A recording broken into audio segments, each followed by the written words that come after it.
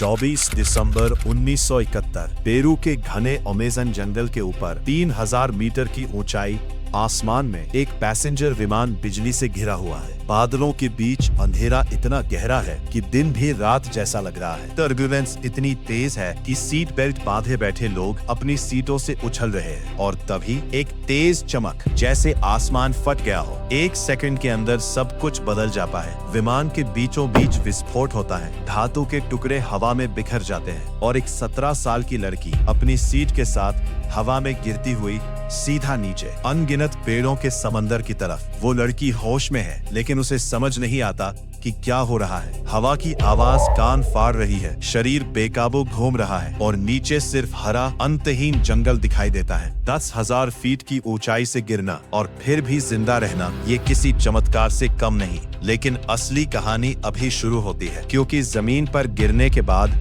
जो होने वाला है वो किसी भी इंसान की हिम्मत को तोड़ सकता है।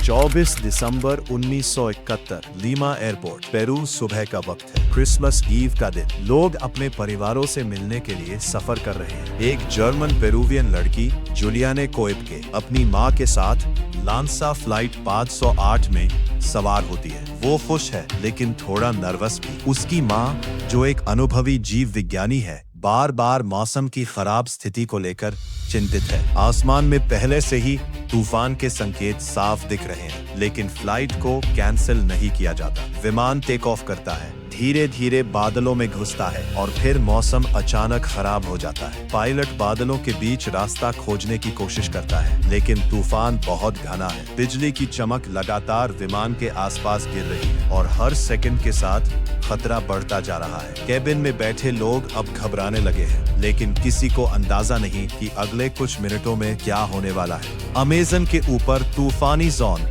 और तभी एक सीधी बिजली विमान के पंख से टकराती है। 1 सेकंड के लिए सब कुछ सफेद हो जाता है, फिर जोरदार धमाका, फ्यूल टैंक फट जाता है और विमान हवा में ही टूटने लगता है। सीटें, लोग, सामान, सब कुछ अलग अलग दिशाओं में बिखर रहा है। जूलियाने अपनी सीट से बंधी हुई है और वो बाकी मलबे के साथ नीचे गिर रही है। उसके चारों तरफ सिर्फ हवा का शोर है, कोई कंट्रोल नहीं, कोई दिशा नहीं। उसका शरीर घूम रहा है, आंखों के सामने सब धुंधला हो चुका है, लेकिन वो बेहोश नहीं होती। वो सब कुछ महसूस कर रही है और फिर अचानक एक जोरदार झटका। वो जमीन पर गिरती है, लेकिन सीधे जमीन पर नहीं, बल्कि घने पेड़ों की शाखाओं से टकराते हुए उसकी गिरावट धीमी हो जाती है। यही चीज उसकी जान बचा देती है, लेकिन गिरते ही उसका शरीर बुरी तरह घायल हो जाता है। कंधा डिस्लोकेट, एक आंख सूज चुकी और शरीर पर कई गहरे घाव। 25 दिसंबर 1971 अमेज़न जंगल, दुर्घटना स्थल। सुबह होती है और जूलियाने धीरे धीरे होश में आती है। चारों तरफ सन्नाटा है, सिर्फ कीड़ों की आवाज और दूर कहीं पक्षियों की चीख। उसे समझ आता है कि वो अकेली है। उसके आसपास विमान का कोई बड़ा हिस्सा नहीं, सिर्फ कुछ टूटे हुए टुकड़े और बिखरा हुआ सामान।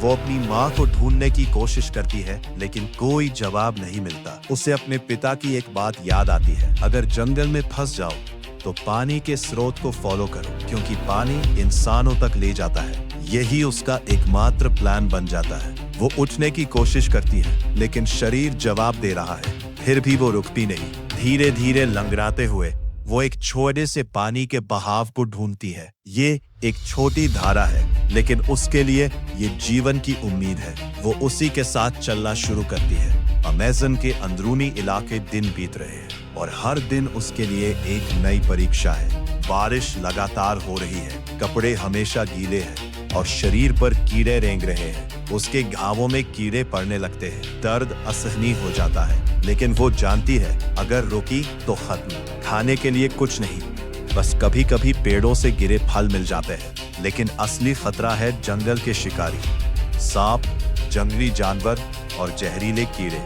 वो हर कदम सोच समझकर रखती है। रात को वो जमीन पर ही सोती है, बिना किसी सुरक्षा के। और तभी एक दिन उसे दूर से हेलीकॉप्टर की आवाज सुनाई देती है। वो चिल्लाने की कोशिश करती है, लेकिन उसकी आवाज इतनी कमजोर है कि कोई नहीं सुन पाता। ये पल उसे तोड़ देता है, लेकिन वो हार नहीं मानती। वो आगे बढ़ती रहती है, क्योंकि अब पीछे लौटने का कोई रास्ता नहीं।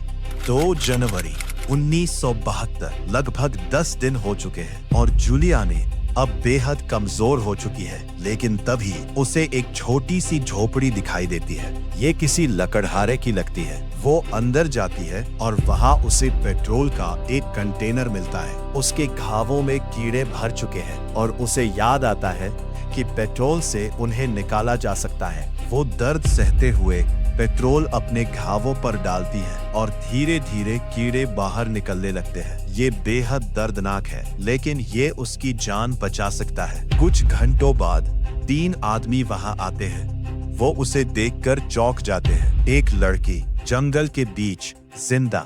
वो तुरंत उसकी मदद करते हैं, उसे खाना देते हैं और अगले दिन नाव के जरिए उसे बाहर ले जाते हैं। 11 दिन बाद आखिरकार वो सभ्यता में लौटती है। पेरू जुलियाने अस्पताल में है। शरीर पर जख्म है, लेकिन वो जिंदा है। 92 लोगों में से सिर्फ वही बची। उसकी माँ उस दुर्घटना में नहीं बच पाई। ये सच्चाई उसे अंदर से तोड़ देती है, लेकिन उसकी कहानी पूरी दुनिया के लिए एक मिसाल बन जाती है। बाद में जांच में पता चलता है कि लांसा फ्लाइट 508 को खराब मौसम में उड़ाना एक बड़ी गलती थी। विमान की बनावट और सुरक्षा मानकों में भी कई खामियां थी। ये हादसा एविएशन इतिहास के सबसे खतरनाक तूफानी दुर्घटनाओं में गिना जाता है। लेकिन इस कहानी का असली केंद्र है एक 17 साल की लड़की, जो ने 10,000 फीट से गिरकर भी हार नहीं मानी, जिसने अमेज़न के सबसे खतरनाक हिस्से में 11 दिन तक जिंदा रहकर दिखाया कि इंसानी इच्छा शक्ति अगर टूटे नहीं तो सबसे असंभव हालात में भी रास्ता बना सकती है। और यही ये कहानी खत्म नहीं होती, बल्कि एक सवाल छोड़ जाती है। क्या ये सिर्फ किस्मत थी या फिर जिंदा रहने की जिद?